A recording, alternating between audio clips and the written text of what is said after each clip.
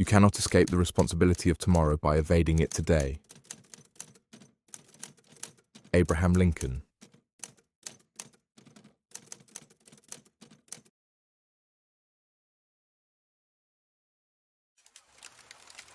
How to overcome procrastination. Forever, the secret to instant action. Written by Wade R. Hawthorne, published by Listen, Grow, Sleep. Introduction. The one question that changes everything. What if I told you that procrastination isn't a character flaw, a lack of discipline, or even a time management problem?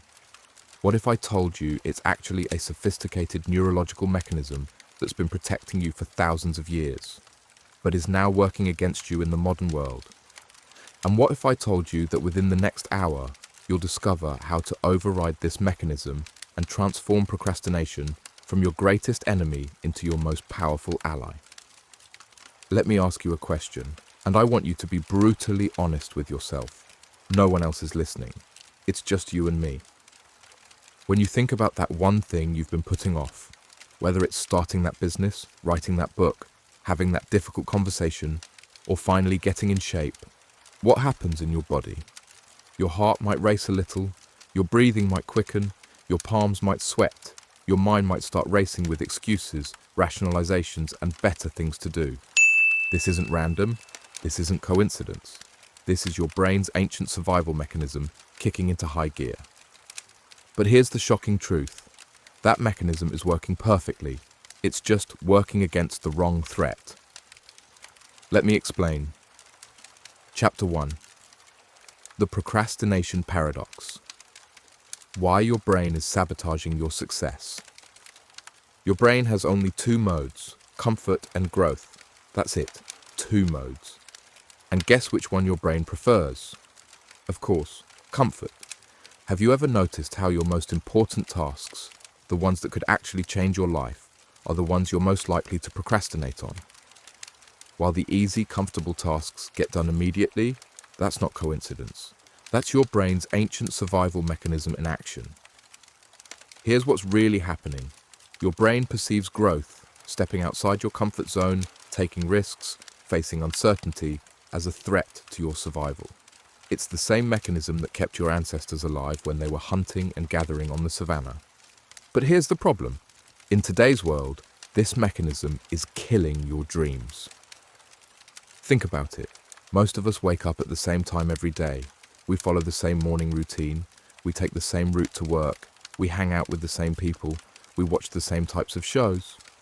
We worry about the same problems, day after day, week after week, year after year, and we wonder why we feel stuck. The truth is, your life today is a direct result of your brain's preference for comfort over growth.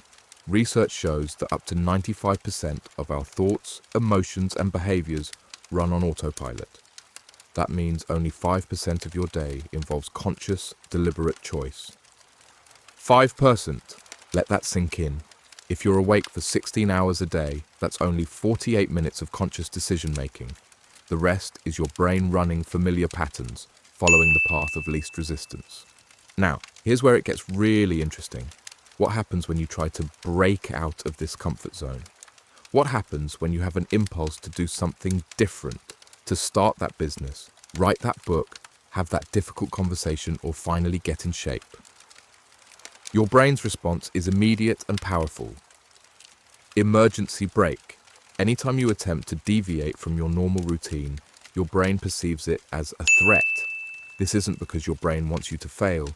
It's because your brain's primary job isn't to make you happy or fulfilled. It's to keep you safe. And from your brain's perspective, safe equals familiar.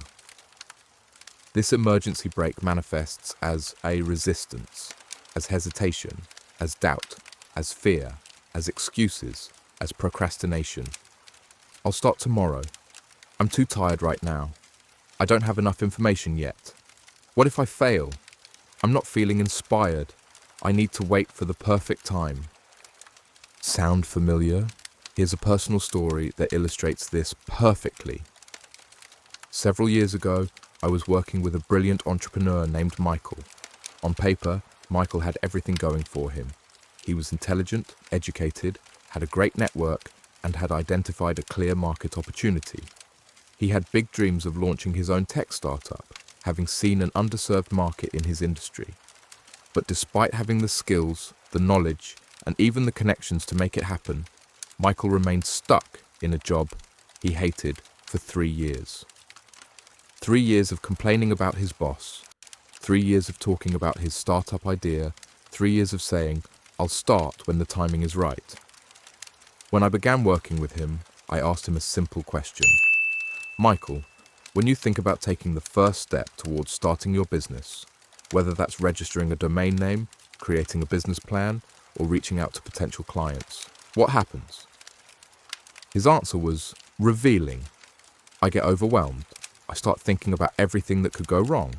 I tell myself I need to learn more first. I decide I'll do it when things calm down at work.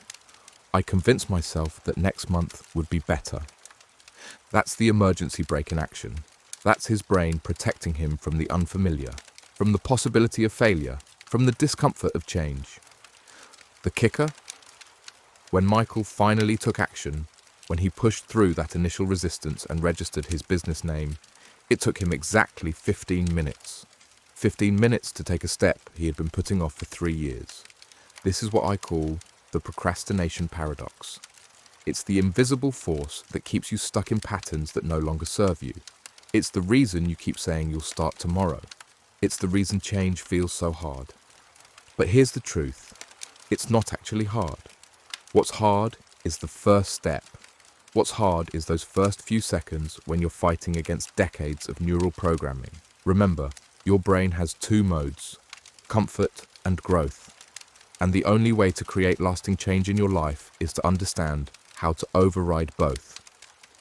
In the next chapter, I'll show you exactly how to do this using what I call the 5-second rule. This simple but powerful tool will allow you to bypass your brain's emergency brake and take action before your comfort zone has a chance to kick in. But first, I want you to become aware of the procrastination paradox in your own life.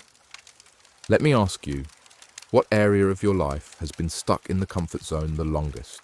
Where are you settling for fine instead of pursuing extraordinary?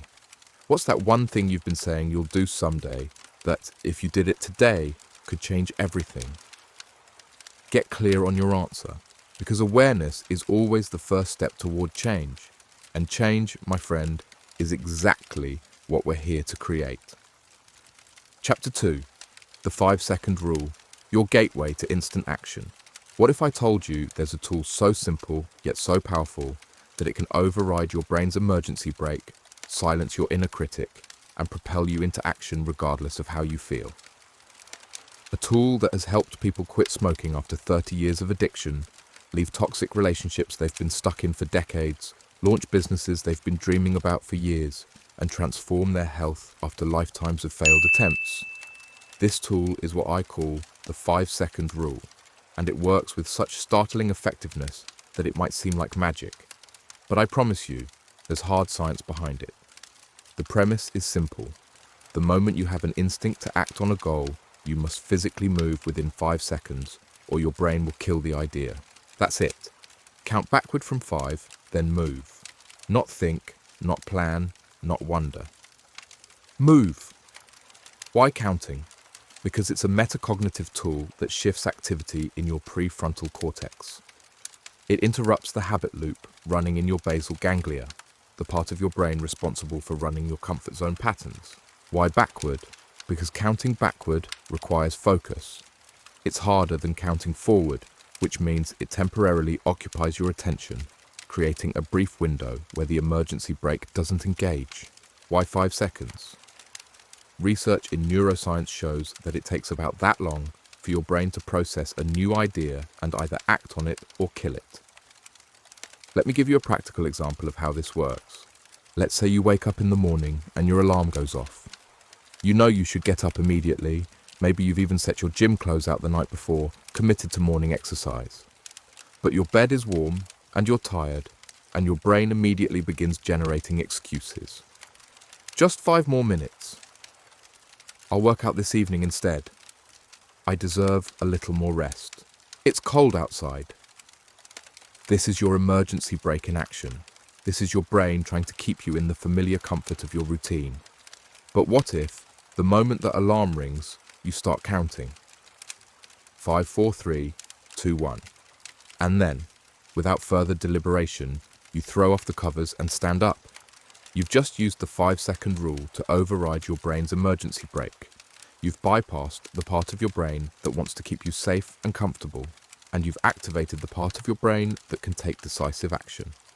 Now, here's what's fascinating. Once you're up and moving, the resistance disappears. Your brain adapts to the new situation and stops fighting you. The emergency brake disengages, and you're free to continue your new behavior with much less internal struggle. That's the beauty of the 5-second rule. It doesn't make the initial discomfort of change any less uncomfortable, but it dramatically shortens the duration of that discomfort, allowing you to push through to the other side where momentum takes over. I've seen this tool transform lives in remarkable ways, but one story stands out to me. Sarah was a successful executive who, despite her professional achievements, had allowed her health to deteriorate to a dangerous level. At 315 pounds with high blood pressure and pre-diabetes, her doctor had been warning her for years that she was headed for a crisis. Every January, Sarah would set the same resolution, to get healthy, and every year by February, she'd be back to her old habits. The thought of completely overhauling her lifestyle was so overwhelming that she couldn't maintain momentum.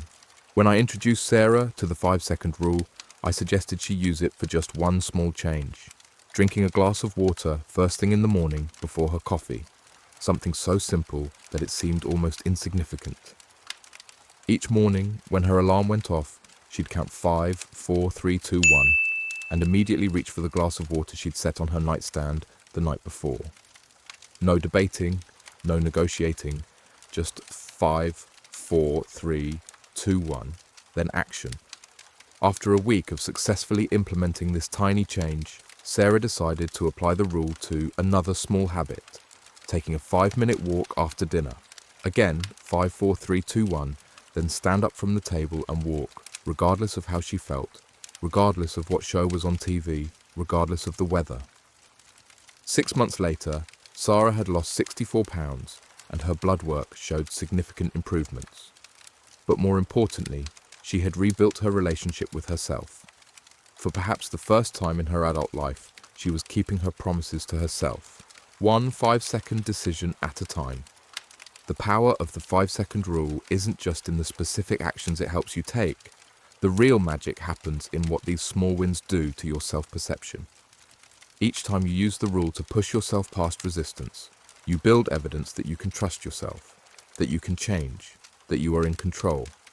This is what psychologists call self-efficacy, your belief in your ability to succeed in specific situations. And nothing builds self-efficacy faster than proving to yourself, through consistent action, that you can do hard things. So how do you implement the 5-second rule in your own life? Let me give you 3 specific applications. The morning launch. Use 5, 4, 3, 2, 1 to get out of bed the first time your alarm goes off.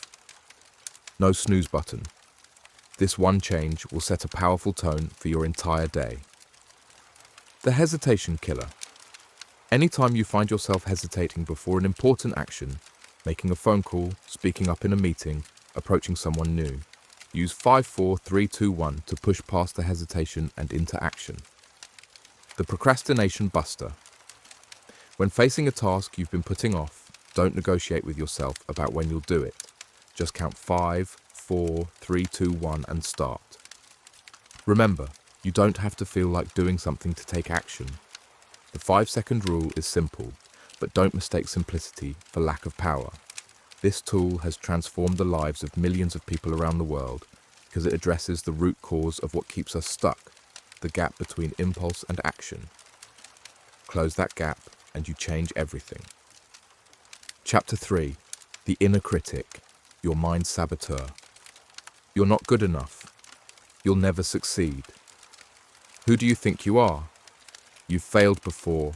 You'll fail again. You don't deserve success. Sound familiar? We all have that voice, that relentless inner critic that seems to know exactly what to say to stop us in our tracks. It's the voice that whispers doubts when you're about to take a risk. It's the voice that reminds you of past failures when you contemplate future success. It's the voice that questions your worth, your abilities, and your right to want more. Let me tell you something important. That voice is a liar. It's not the voice of reason or wisdom or self-protection. It's the voice of fear. It's the voice of limitation. And most importantly, it's not even your voice. That inner critic is a collection of messages you've internalized throughout your life. From critical parents, from playground bullies, from insensitive teachers, from competitive siblings, from a culture that constantly tells you you're not enough just as you are. And here's the problem. Most of us don't recognize this voice for what it is. We think it's telling us the truth. We think it's protecting us from harm, when in reality, it's protecting us from growth. Think about it this way. If you had a friend who constantly criticized you, who reminded you of every mistake you've ever made, who told you that your dreams were foolish and your efforts were doomed to fail, how long would you keep that friend around? Not very long, I'd guess. And yet, we allow this voice to live rent-free in our heads, day after day, year after year. The truth is, you are not your thoughts. You are the observer of your thoughts. And once you learn to recognize the inner critic for what it is, just a pattern of neural activity, not a prophet of doom, you can begin to separate yourself from its influence. Let me share a powerful story about this. Michael was a talented writer who had dreamed of publishing a novel since he was a child. By the time I met him, he was in his 40s and had started and abandoned 7 different manuscripts. Each time, the pattern was the same. Initial excitement, followed by mounting self-doubt, followed by project abandonment. When we began working together, I asked Michael to keep a thought journal for 1 week. Every time he sat down to write, I wanted him to record the thoughts that came up. What he discovered was shocking to him, but not to me. His journal was filled with thoughts like, "This is garbage. Real writers don't struggle this much. No one will ever want to read this. I'm wasting my time. Who am I kidding? I'm not a real writer." No wonder he couldn't finish a manuscript. With that kind of internal dialogue, it's a miracle he could write a single word. But here's what's fascinating. When I asked Michael where these thoughts came from, he traced many of them back to a creative writing teacher he had in high school who had been particularly harsh with his feedback. One cutting remark about Michael's pedestrian prose had lodged in his psyche and been repeating on a loop for nearly 30 years. This is how the inner critic operates. It takes a single negative experience, often from childhood or adolescence when our brains are most impressionable, and it generalizes it into a life sentence. Once Michael recognized this, we implemented a 3-step process for dealing with his inner critic. Name it to tame it. Michael began to personify his inner critic, calling it Professor Peterson, after that high school teacher. This created psychological distance and helped him see that these thoughts weren't actually his. Challenge, don't suppress. Instead of trying to silence the voice, which rarely works, Michael learned to question it. When Professor Peterson said, "This is garbage," Michael would ask, "Is it really? According to what standard? Where's the evidence?" Replace with compassion. Michael developed a compassionate counter voice. When his inner critic attacked, he'd respond with statements like, "I'm still learning and growing as a writer," or "Perfect is the enemy of done," or simply, "Thank you for your concern, but I'm going to keep writing anyway." Within 6 months of this practice, Michael completed his first manuscript. Was it perfect? Did it become a bestseller? Not yet. But that wasn't the point. The victory was in finishing what he started, in not allowing that inner critic to dictate his actions. The inner critic gains its power through stealth. It disguises itself as your own voice, as common sense, as self-protection. But once you shine the light of awareness on it, its power begins to diminish. Here's a simple practice I want you to try right now. Think about a goal you have, something you want to achieve but haven't yet taken action on. Now, notice what thoughts arise. Do you hear that critical voice offering reasons why you can't, shouldn't, or won't succeed? That's your inner critic at work. Now, take a deep breath and ask yourself, Is this thought actually true? Is it helpful? Is it kind? Would I say this to someone I love? If the answer to any of these questions is no, then it's not a thought worth listening to. Remember, your inner critic is not the voice of truth. It's the voice of fear. And while fear has its place, it keeps you from walking into traffic or touching hot stoves, it has no place in the driver's seat of your life. In the next chapter, we'll explore how to move beyond simply challenging the inner critic to actually transforming your relationship with fear itself. Because contrary to popular belief, the goal isn't to eliminate fear, it's to learn to act in its presence. But before we move on, I want to leave you with this powerful truth. You are not the voices in your head. You are the one who hears them, and in that distinction lies your freedom. Chapter 4. The Fear Fallacy. Why being afraid is not the problem. One of the most damaging myths of our culture is the idea that successful people don't feel fear. That courage means fearlessness, that if you're scared to do something, it means you're not ready, or you're not cut out for it, or there's something wrong with you. This is what I call the fear fallacy, and it's one of the most insidious forms of self-sabotage. The truth? Everyone feels fear. I mean everyone. The most successful people, the most accomplished athletes, the most brilliant artists, the most courageous leaders. They all feel fear. They all experience doubt. They all have moments where they want to run and hide. The difference between those who achieve their dreams and those who don't isn't the absence of fear. It's the relationship to fear. Let me say that again, because it's so important. The difference isn't the absence of fear. It's the relationship to fear. Most people have been taught to interpret fear as a stop sign, as a warning that they're doing something wrong or dangerous, as a signal to retreat, to pull back, to wait until they feel more confident or prepared. But what if fear isn't a stop sign? What if it's a compass? What if the very things that scare you are precisely the things that will help you grow? What if fear isn't a warning to stop, but an invitation to begin? This isn't just a nice philosophical idea. It's grounded in deep neuroscience. You see, your brain hasn't evolved much in the last 200,000 years. It still operates on the same basic principles as when our ancestors were hunting and gathering on the savannah. Back then, the stakes of every decision were immediate and often life or death. The threats were physical, predators, hostile tribes, starvation. In that environment, fear was an incredibly useful emotion. It kept you alive. But here's the problem. That same fear system gets activated today by non-physical threats. A challenging conversation with your boss, public speaking, asking someone out on a date, starting a business, sharing your creative work. None of these things will kill you, but your brain reacts as if they might. This reaction happens in your amygdala, the almond-shaped structure deep in your brain that processes emotional responses, especially fear.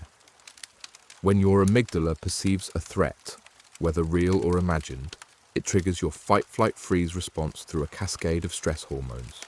Your heart races, your palms sweat, your breathing quickens, your muscles tense. Blood rushes away from your digestive system and toward your limbs, preparing you to fight or flee. And, this is crucial, your prefrontal cortex, the part of your brain responsible for rational thinking, planning, and decision-making, goes offline. Because when you're facing a lion, you don't need to analyze the situation. You need to react. The problem is, you're not facing a lion. You're facing an opportunity for growth that your primitive brain is interpreting as a threat. So what do you do with this knowledge? How do you transform your relationship with fear? First, you recognize it for what it is. Not a warning, but a navigational tool.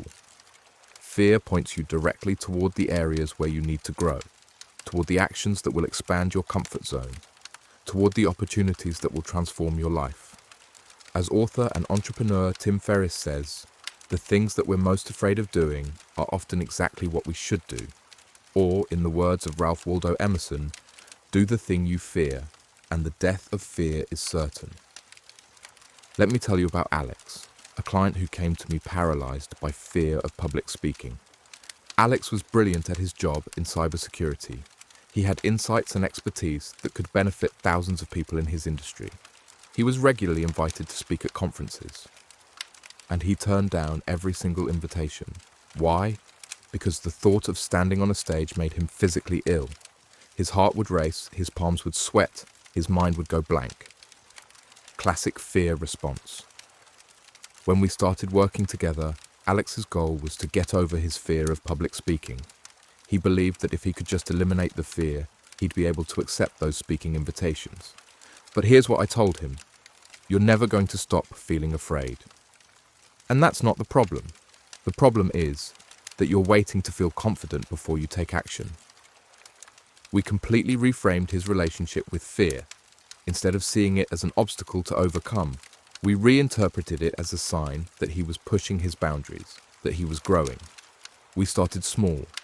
First, he gave a 5-minute presentation to just me, then to a group of 3 friends, then to 10 colleagues. Each time, he felt afraid. Each time, he did it anyway. Each time, he survived. And here's the key. He never stopped feeling the fear. But he learned to take action while feeling afraid. He learned that courage isn't the absence of fear. It's action in the presence of fear. 6 months later, Alex gave his first conference talk to an audience of 300 people. Was he scared? Absolutely terrified. Did he do it anyway? Yes. Did it go perfectly? Not at all. He stumbled over his words, lost his place twice, and spoke too quickly. But he did it. And in doing it, he proved to himself that he could. That fear wasn't the boss of him. That he could feel afraid and still take action. That's the essence of courage. Not fearlessness, but the willingness to act despite fear. Now, this doesn't mean you should ignore fear entirely. Fear sometimes does serve a valid protective function. If you're walking alone at night and fear tells you not to go down a dark alley, that's worth listening to. If you're climbing a mountain and fear tells you a certain path looks unstable, pay attention. The key is to distinguish between legitimate, protective fear and what I call growth fear, the fear that arises when you're pushing beyond your comfort zone. Here's a simple way to tell the difference. Protective fear is specific, immediate, and focused on physical safety. This dog looks aggressive. This ladder doesn't feel stable. This neighborhood doesn't feel safe at night. Growth fear is vague, future-oriented, and focused on ego protection. What if I fail? What will people think? I'm not good enough.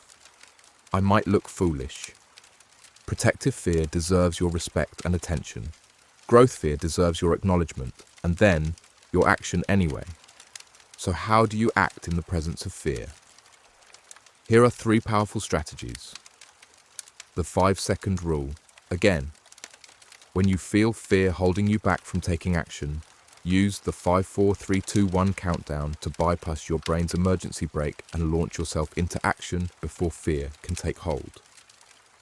The fear-setting exercise.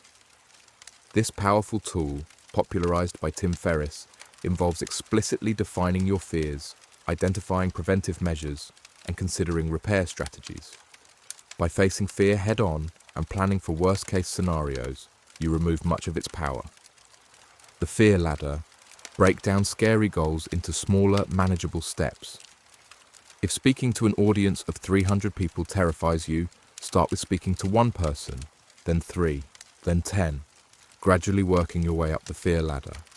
But perhaps the most powerful strategy is simply this. Stop waiting to feel ready. Stop waiting for confidence. Stop waiting for the fear to go away. Confidence is not a prerequisite for action. It's a result of action. Each time you do something scary and survive, you build evidence that you can handle challenges. That's how confidence grows. As author and leadership expert John Maxwell puts it, the greatest gap in life is the one between knowing and doing. Fear widens that gap. Courage closes it. So the next time you feel afraid to take action toward a goal or dream, remember, that fear doesn't mean stop. It means you're at the edge of your comfort zone, which is exactly where growth happens. Feel the fear, acknowledge it, thank it for trying to protect you, and then do it anyway, because on the other side of fear lies everything you want. Chapter 5. The Perfectionism Paradox, when excellence becomes the enemy. I'm just a perfectionist. How many times have you heard someone say this, or said it yourself, with a hint of pride, as if perfectionism were a badge of honor, a testament to high standards and exceptional work ethic? It's one of the great lies we tell ourselves. The socially acceptable excuse for procrastination, for not starting, for not finishing, for not sharing our work with the world. Perfectionism isn't a virtue. It's a form of self-sabotage disguised as quality control. Let me be clear. There's nothing wrong with having high standards. There's nothing wrong with wanting to do excellent work. The problem arises when the pursuit of perfection prevents you from taking action at all. This is what I call the perfectionism paradox. The better you want something to be, the less likely you are to create it. Seems counterintuitive, doesn't it? But think about it. The higher your standards, the greater the gap between what you can currently produce and what you want to produce. The greater that gap, the more intimidating it becomes to start. And even if you do start, the more tempting it becomes to delay finishing, to keep revising, to continue refining, often until you abandon the project altogether. I see this all the time with aspiring entrepreneurs who spend months perfecting their business plan but never launch their business, with writers who endlessly revise the first chapter of their novel but never write the second, with people who meticulously research fitness plans but never go to the gym. Perfectionism isn't about achieving excellence. It's about avoiding failure, avoiding judgment, avoiding the vulnerability that comes with putting yourself and your work out into the world. It's a form of fear, dressed up as discernment. Consider the case of Lisa, a graphic designer I worked with who had dreams of launching her own design agency. She had all the skills, contacts, and experience she needed. What she didn't have was a website. For nearly 2 years, Lisa worked on her website. Or, more accurately, she worked on planning her website. She created mood boards. She designed and redesigned her logo. She wrote and rewrote her copy. She compared herself to other designers and found her work lacking. She convinced herself that she needed to enhance her portfolio with more impressive projects before she could launch. Meanwhile, potential clients who would have happily hired her never got the chance because they didn't know she was available. Her perfectionism wasn't serving her. It was blocking her. When I began working with Lisa, I asked her a simple question. What would happen if you launched an imperfect website tomorrow? Her immediate response was telling. People would think I'm unprofessional. They would judge my work as subpar. No one would hire me. When we examined these beliefs more closely, she realized none of them were based in reality. They were catastrophic projections born of her perfectionism.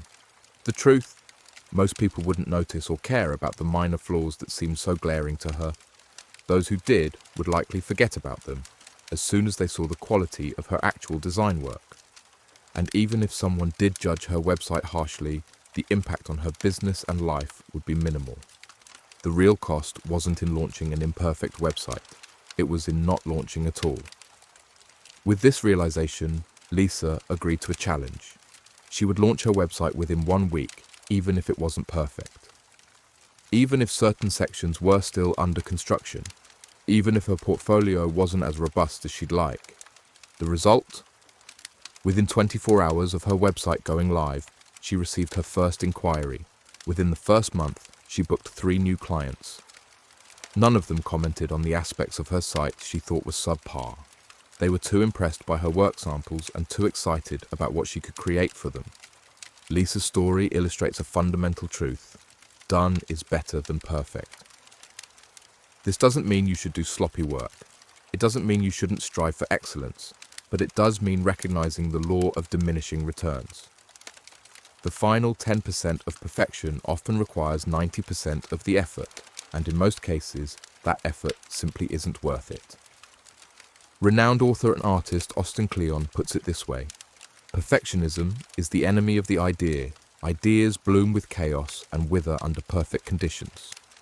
So how do you overcome perfectionism and break free from the paradox? Here are 3 powerful strategies. Embrace the MVP, minimum viable product. This concept from the startup world is equally applicable to personal projects. Instead of trying to create the perfect final version right away, focus on creating the simplest version that accomplishes the core function. For a writer, this might mean a rough first draft. For an entrepreneur, a basic version of your product or service. You can always improve it later based on real feedback, not imagined criticism. Set time limits, not quality thresholds. Instead of saying, I'll work on this until it's perfect, say, I'll work on this for X hours and then I'll consider it complete for now. This forces you to focus on efficiency rather than perfection and ensures you actually finish. Adopt the 80% rule. If something is 80% of the way to your ideal vision, ship it. Put it out into the world. Share it. The final 20% rarely makes a significant difference to anyone but you, and you can always continue improving it after it's launched. Beyond these tactical approaches, there's a deeper mindset shift required to overcome perfectionism, embracing what psychologist Carol Dweck calls a growth mindset. A growth mindset sees failures and imperfections not as evidence of inadequacy, but as opportunities for learning and improvement. It recognizes that skills develop through effort and practice, not innate talent. It values progress over perfection. With a growth mindset, you understand that your first attempts at anything won't be your best. And that's not just okay, it's necessary. Every master was once a beginner. Every expert has a trail of imperfect work behind them. The difference is, they didn't let perfectionism stop them from creating and sharing that work. As author and entrepreneur Seth Godin puts it, the only thing worse than starting something and failing is not starting something. Here's a simple but powerful exercise.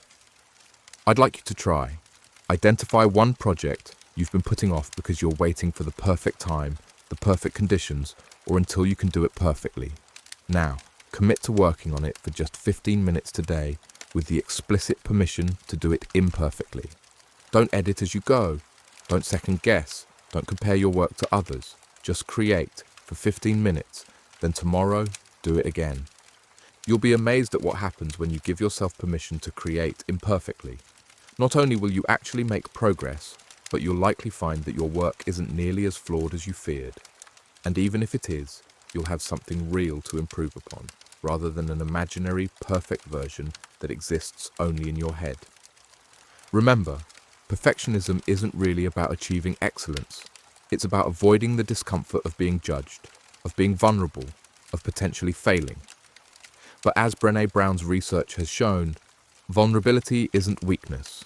It's our greatest measure of courage. It takes courage to share imperfect work. It takes courage to say, this isn't everything I want it to be yet, but it's what I can create right now. It takes courage to value progress over perfection. But that courage is what separates those who merely dream from those who do. Those who talk about writing a book from those who have written one.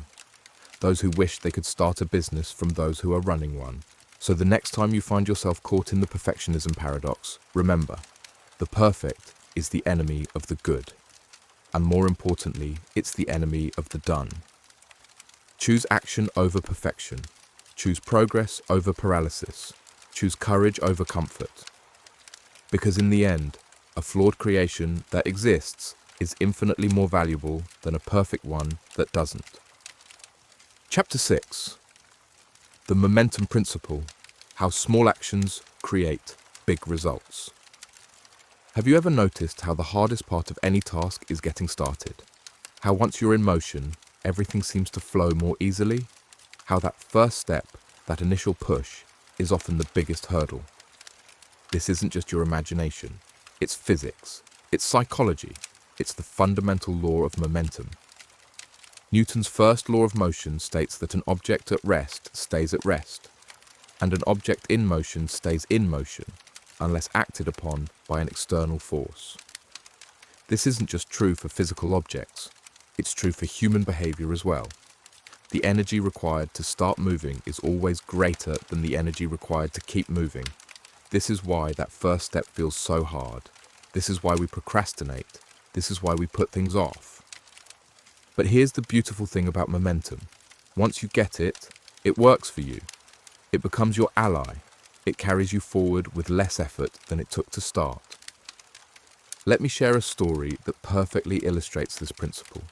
David was a software developer who had been working on a side project for 3 years.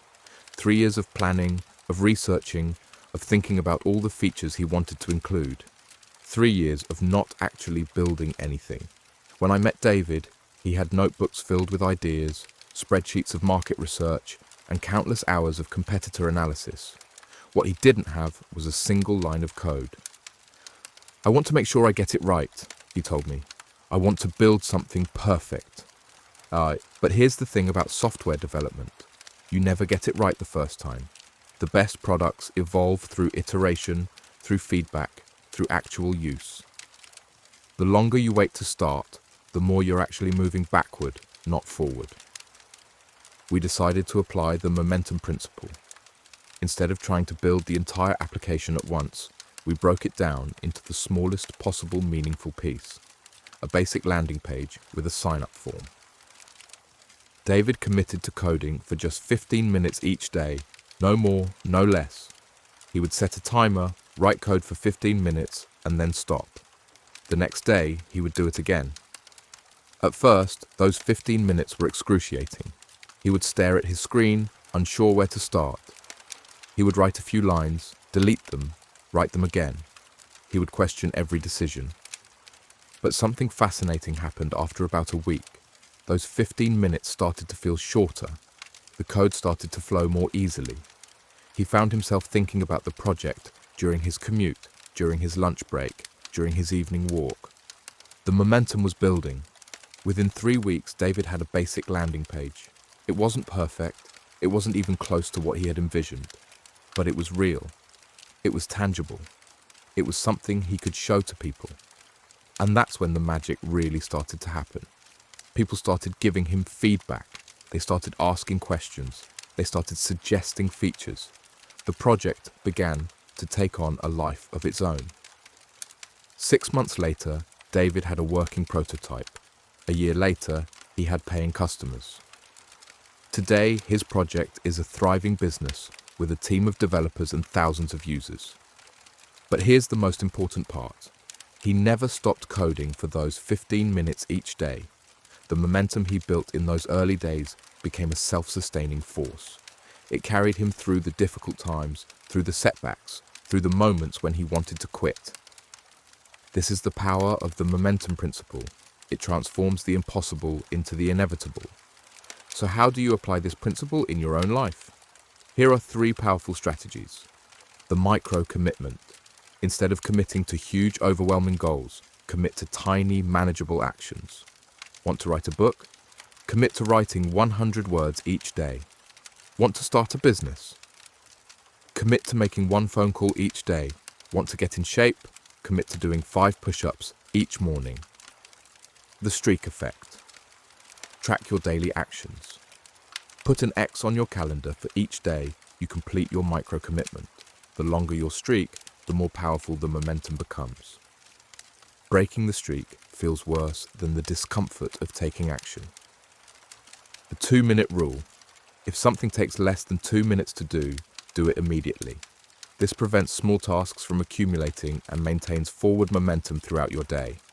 But perhaps the most powerful application of the momentum principle is what I call the chain reaction effect. When you start taking action in one area of your life, it creates a ripple effect that impacts everything else. For example, when you start exercising regularly, you sleep better. When you sleep better, you have more energy. When you have more energy, you're more productive at work. When you're more productive at work, you feel more confident. When you feel more confident, you take more risks. And on it goes. This is why small actions matter so much. They're not just steps toward a goal, they're catalysts for transformation. Here's a simple exercise to help you harness the power of momentum.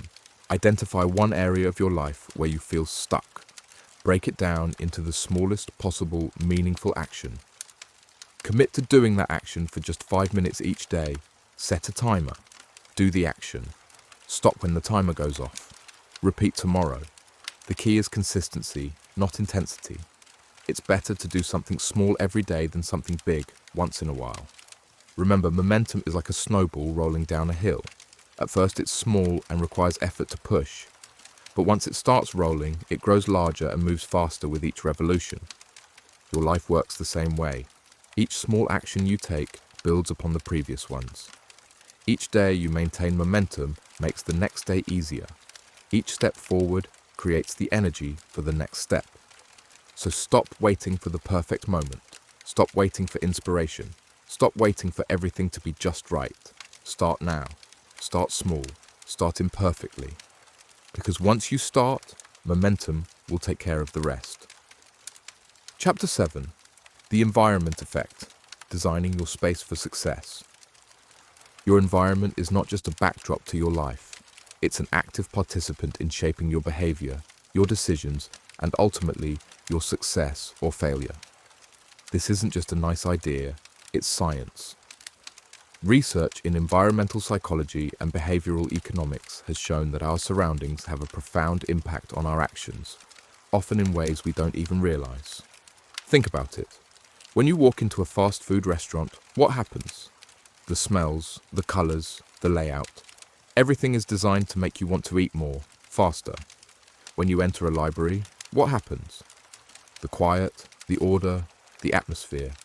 Everything is designed to make you want to read, to study, to focus. Your environment is constantly sending you signals, shaping your behavior, influencing your decisions. The question isn't whether your environment affects you, it's whether you're consciously designing it to support your goals or unconsciously letting it sabotage them. Let me share a powerful story about this. Sarah was a writer who had been struggling to complete her first novel for years. She had talent, she had ideas, she had the technical skills. What she didn't have was a writing environment that supported her goals. When I visited her home office, I immediately saw the problem. Her desk was cluttered with bills, magazines, and random papers. Her computer was set up in a corner of the living room where she could easily be distracted by TV, family members, or household chores. Her writing space was an afterthought, not a priority. We completely redesigned her environment to support her writing goals. Here's what we did. Created a dedicated writing space. We converted a spare bedroom into a writing studio.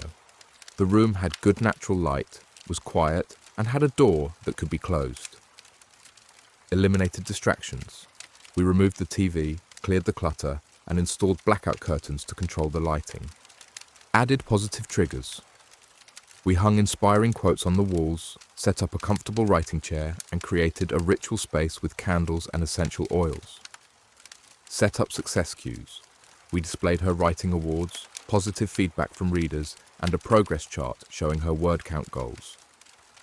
The transformation was immediate. Within the first week, Sarah's writing output increased by 300%. She found herself looking forward to her writing sessions. The environment itself seemed to pull her toward her goals. But here's the fascinating part. The changes weren't just physical, they were psychological. The new environment sent different signals to her brain. It said, this is a place for writing.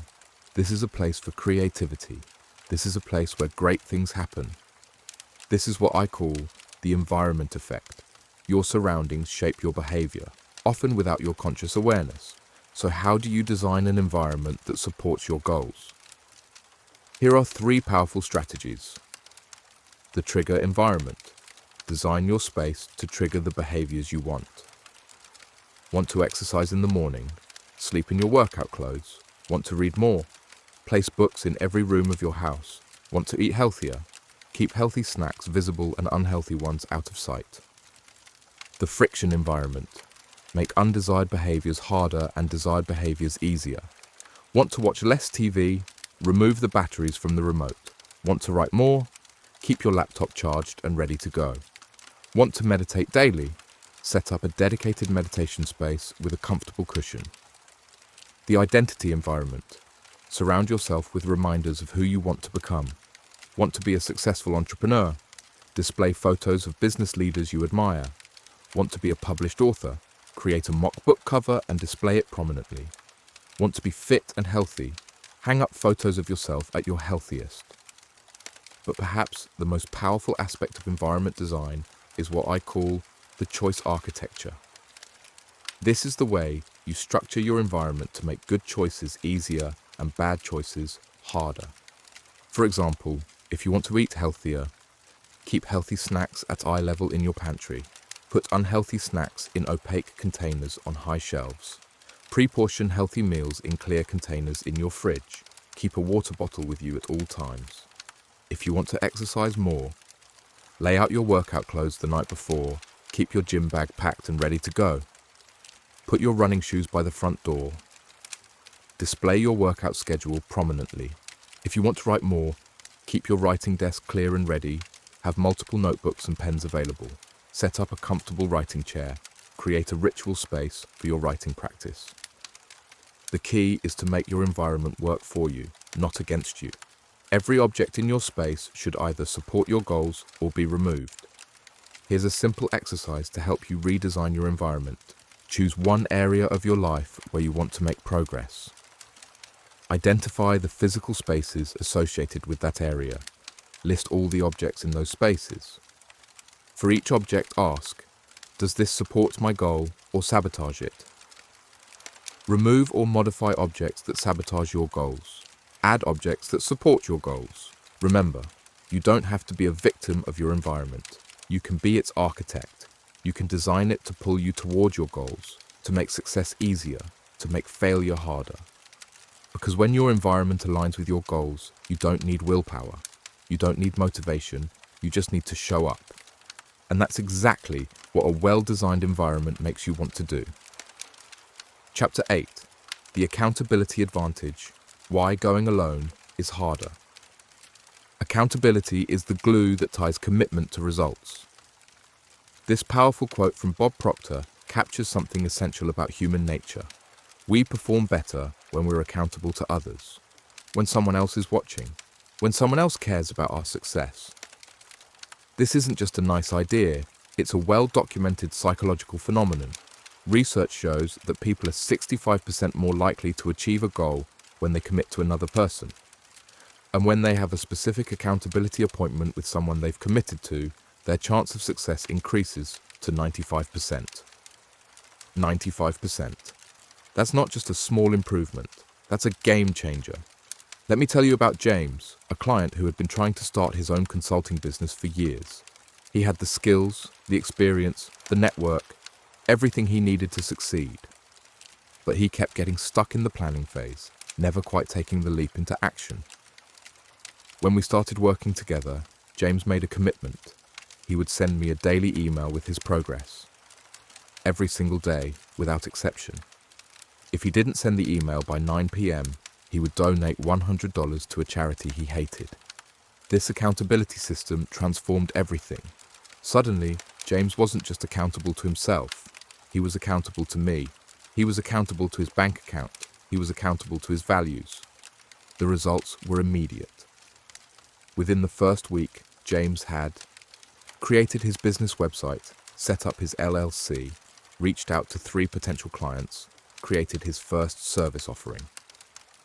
All things he had been planning to do for months. But here's what's fascinating. After about 3 weeks, James didn't need the external accountability anymore. The daily actions had become habits. The momentum had built. The business had started to take shape. This is the power of accountability. It bridges the gap between intention and action. It transforms I should into I will. It turns self-promises into social commitments. So how do you harness the power of accountability? Here are 3 powerful strategies. The accountability partner. Find someone who shares your goals or understands your journey. Commit to regular check-ins, progress updates, and honest feedback. The key is choosing someone who will hold you accountable without judgment or criticism. The public commitment. Share your goals publicly, on social media, with friends and family, in a community.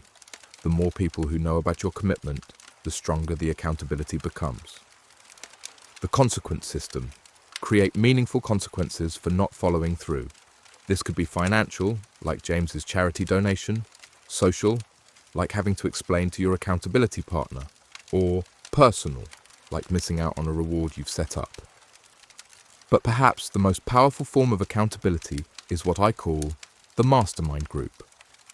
A small group of people who meet regularly to support each other's goals, share resources, and hold each other accountable. Here's how to create an effective mastermind group. Find 3 to 5 people who share similar goals or values. Commit to regular meetings, weekly or bi-weekly. Create a structured format for sharing progress and challenges. Set specific goals and deadlines for each member. Hold each other accountable with compassion and support. The key is finding the right balance between support and accountability. Too much support without accountability leads to complacency. Too much accountability without support leads to burnout. Here's a simple exercise to help you set up an accountability system. Choose one goal you want to achieve. Identify 3 people who could hold you accountable. Create a specific commitment for each person. Set up regular check-in times. Establish clear consequences for not following through. Remember, accountability isn't about punishment or shame. It's about support and structure. It's about creating the conditions that make success more likely. Because when you're accountable to others, you're not just making promises, you're making progress. And that's exactly what transforms dreams into reality. Chapter 9. The Legacy Principle, Creating a Life of Purpose. What will you regret not doing when you're on your deathbed? This isn't a morbid question, it's a clarifying one. It cuts through all the noise, all the excuses, all the somedays and what-ifs to reveal what truly matters. When researchers asked people who were dying about their regrets, the answers were remarkably consistent. No one said, "I wish I had worked more overtime." No one said, "I wish I had watched more TV." No one said, "I wish I had spent more time on social media." Instead, they said things like, "I wish I had pursued my dreams." "I wish I had taken more risks." "I wish I had spent more time with the people I love." "I wish I had been more authentic." "I wish I had lived a life true to myself." These aren't just regrets. They're wake-up calls. They're invitations to live differently. They're reminders that time is our most precious resource, and procrastination is its greatest thief. Let me share a story that perfectly illustrates this. Emma was a brilliant artist who had spent her entire career working in advertising. She was successful by most standards. She had a good salary, a nice apartment, a comfortable life. But she had a secret. She hated her job. Every morning she would wake up with a knot in her stomach. Every evening she would come home exhausted and uninspired. She had dreams of creating her own art, of having her work in galleries, of making a living through her creativity. But she kept putting it off. "I'll start when I have enough savings," she would tell herself. "I'll start when the market is better. I'll start when I have more experience. I'll start when I'm ready." Then one day, Emma's mother was diagnosed with terminal cancer. Suddenly, all those some days became now or never. All those excuses became irrelevant. All those fears became secondary to the fear of regret. Emma quit her job. She sold her apartment. She moved to a smaller space. She started creating art full-time. She put her work out into the world. She faced rejection. She faced criticism. She faced uncertainty. But she also faced something else. Herself. Her authentic self. The person she was meant to be. Today, Emma is a successful artist with her work in galleries around the world. But that's not the point. The point is that she's living a life true to herself. She's creating something meaningful. She's leaving a legacy. This is what I call the legacy principle. The understanding that your life is not just about what you accomplish, but about who you become and what you leave behind. So how do you apply this principle to overcome procrastination? Here are 3 powerful strategies. The deathbed test. Before making any decision, ask yourself, how will I feel about this choice when I'm on my deathbed? This cuts through all the noise and reveals what truly matters. The legacy project. Identify one project or goal that would make you proud to leave behind.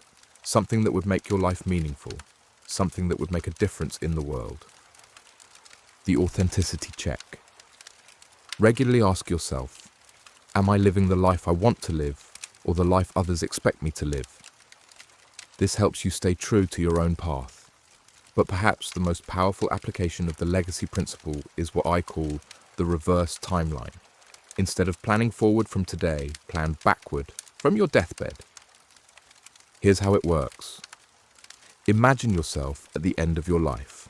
Write down what you want to be able to say about your life. Work backward to identify the major milestones needed. Break those milestones down into smaller steps. Start taking those steps today. This approach transforms procrastination from a personal problem into a legacy problem. It's no longer about getting things done.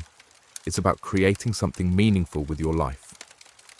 Here's a simple exercise to help you apply the legacy principle. Take out a piece of paper. Write down 3 things you would regret not doing if you died tomorrow. For each one, write down the first step you need to take. Commit to taking one of those steps within the next 24 hours. Remember, your life is not a dress rehearsal. This is it. This is your chance to create something meaningful, to make a difference, to leave a legacy. So stop waiting for the perfect moment. Stop waiting for everything to be just right. Stop waiting for someone else's permission. Start now. Start imperfectly. Start with whatever you have. Because in the end, what matters isn't how perfectly you do something. It's that you do it at all. Your legacy isn't waiting for you in the future. It's being created right now, with every choice you make, with every action you take, with every moment you live. Choose wisely, choose boldly, choose now. Because someday is not a day of the week, and tomorrow is not guaranteed. Your legacy starts today. Conclusion: the path forward. We've covered a lot of ground together, from understanding the neurological roots of procrastination to mastering the 5-second rule, from overcoming the inner critic to harnessing the power of momentum, from designing your environment for success to creating accountability systems, and finally, to understanding the deeper purpose behind it all. But here's the truth: none of this matters unless you take action. Knowledge without action is entertainment. Understanding without implementation is philosophy. Insight without application is just information. You now have all the tools you need to overcome procrastination forever. You have the understanding of why you procrastinate. You have the strategies to overcome it. You have the systems to maintain momentum. You have the accountability to stay on track. But the real work, the transformation, happens when you put these tools into practice. So here's your final challenge. Choose one area of your life where procrastination is holding you back. Apply one of the strategies we've covered. Take one action today. Share one commitment with someone who will hold you accountable. That's it. One area, one strategy, one action, one commitment. Because transformation doesn't happen through massive sweeping changes. It happens through small, consistent actions, through daily choices, through moment-by-moment decisions. Remember, you don't have to be perfect. You don't have to have all the answers. You don't have to know exactly how it will all work out. You just have to start. Start now. Start small. Start imperfectly. Because the only way to overcome procrastination forever is to stop talking about it and start doing something about it. Your future self is waiting. Your legacy is waiting. Your life is waiting. The question is, what are you waiting for? The answer is nothing. Because you have everything you need to begin, right here, right now. So go ahead, take that first step, and watch as everything changes.